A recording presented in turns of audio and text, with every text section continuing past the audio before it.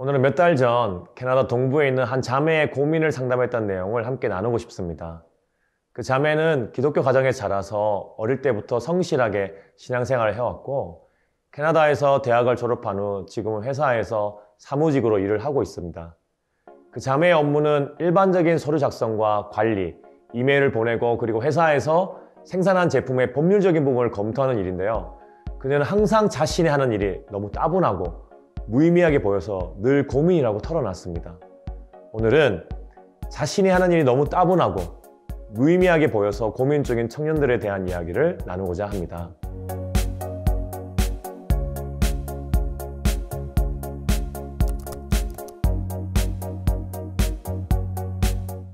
사실 그 자매가 많이 들었던 헌신적인 그리스도인은 교회 목사님, 선교단체의 간사님 등과 같은 풀타임 미니스트리, 전임 사역에 종사하는 사람들이었습니다. 이런 길을 가지 않았던 그녀는 늘 약간의 죄책감을 느꼈다고 말했습니다.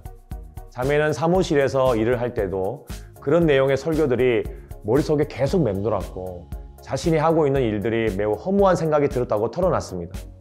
자신의 인생을 향한 하나님의 뜻을 놓쳤다는 생각이 떠나지 않았다고 말합니다. 근데 여러분, 그 설교의 내용들이 맞는 걸까요? 데이비드 밀러는 이렇게 말합니다. 의식적이던 의도하지 않았던 목사님이 교회 일은 중요하지만 세상의 일은 그렇지 않다는 신호를 보내는 경우가 너무 많다.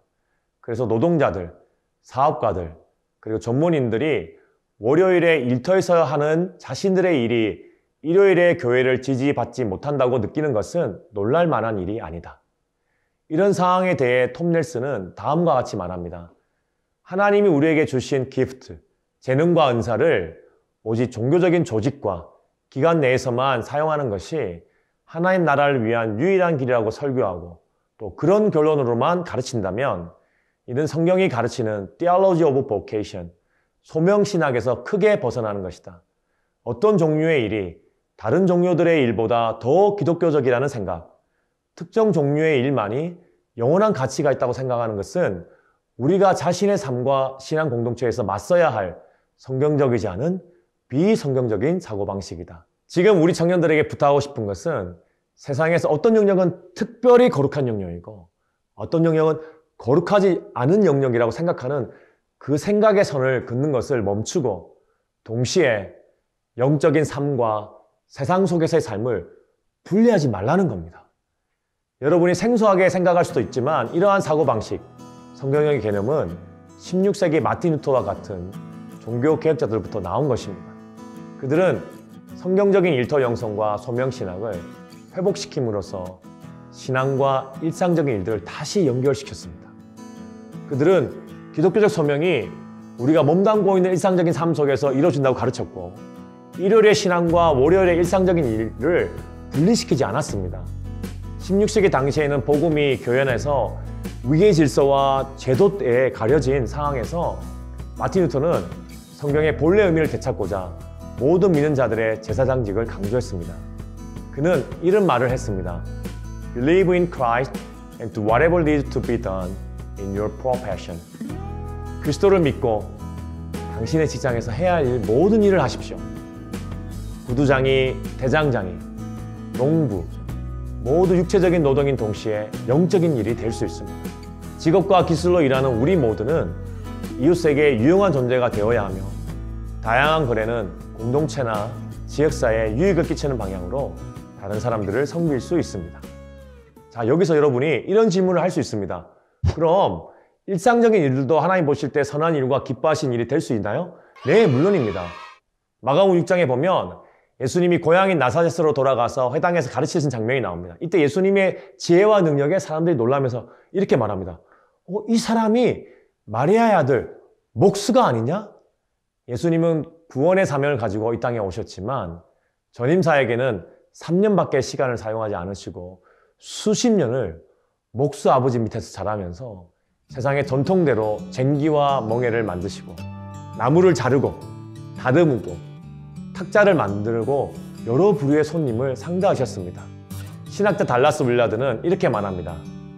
만일 예수님이 그때처럼 오늘 다시 오신다면 그 일이 나쁜 일이 아니라 유익한 일이기만 한다면 그분은 그 어떤 직업을 통해서도 사명을 감당하실 수 있다.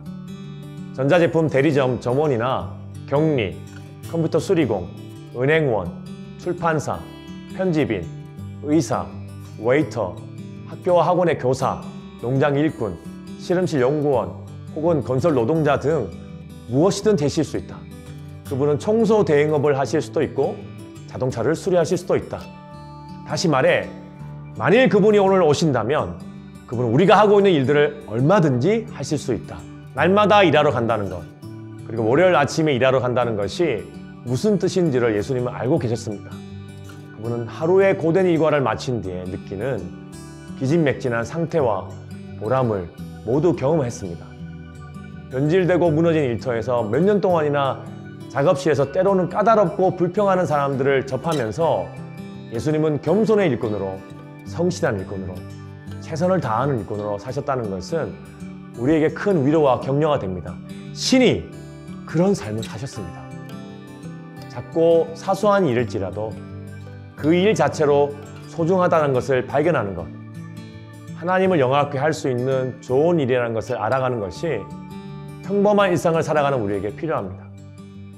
일이라는 것은 경제적 보상 때문에 혹은 기독교의 사역의 플랫폼으로서만 가치가 있는 것이 아닙니다.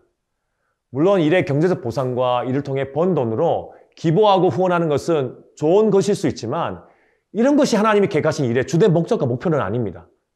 하나님이 계획하신 일의 주된 목표는 일터에서 하나님을 경외하는 신실한 생활 방식을 통해 그분을 그 일터에서 일하는 방식으로 예배하는 것입니다.